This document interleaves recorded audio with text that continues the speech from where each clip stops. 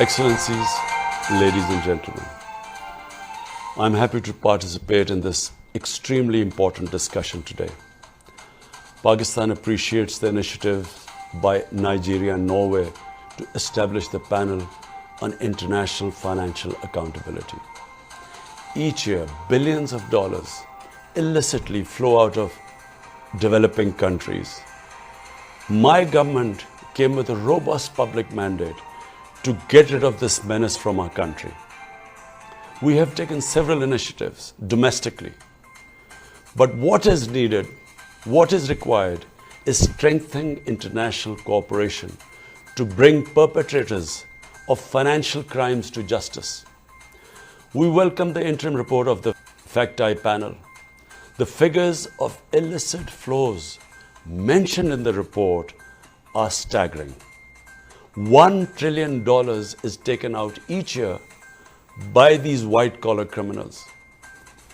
$20 to $40 billion is in the form of bribes received by these corrupt white-collar criminals.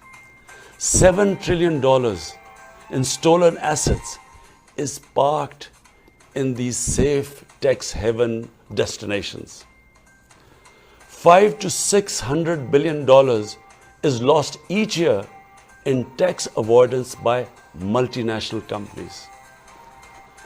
This bleeding of the poor and developing countries must stop.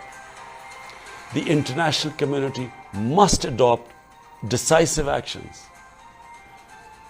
And these are the ones I propose.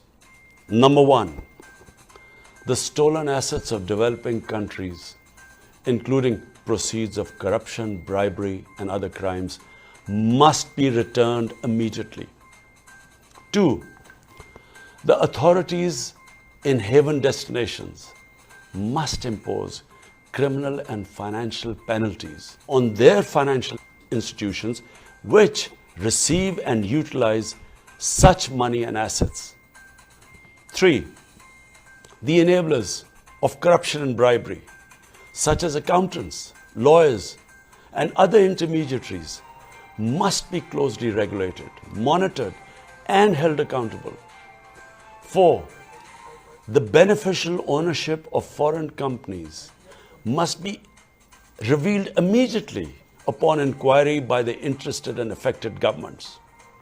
Five, multinational corporations must not be allowed to resort to profit shifting to low tax jurisdictions for avoiding taxation. A global minimum corporate tax could prevent this practice. Six, revenues from digital transactions should be taxed where the revenues are generated, not elsewhere. Seven, unequal investment treaties should be discarded or revised, and a fair system for adjudication of investment disputes set up. Eight, all official and non-official bodies set up to control and monitor illicit financial flows must include all the interested countries. Nine, the UN should set up a mechanism to coordinate and supervise the work of the various official and non-official bodies dealing with illicit financial flows to ensure coherence, consistency, and equity in their work.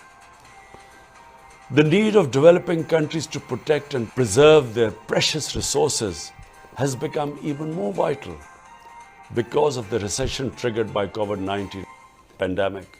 Excellencies, finally I would say that unless these steps are taken, the difference between the rich and poor countries will keep growing.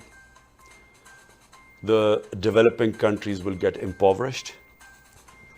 And what we see of the current migration crisis, this will be dwarfed by what will happen in the future if this gulf keeps growing. I thank you.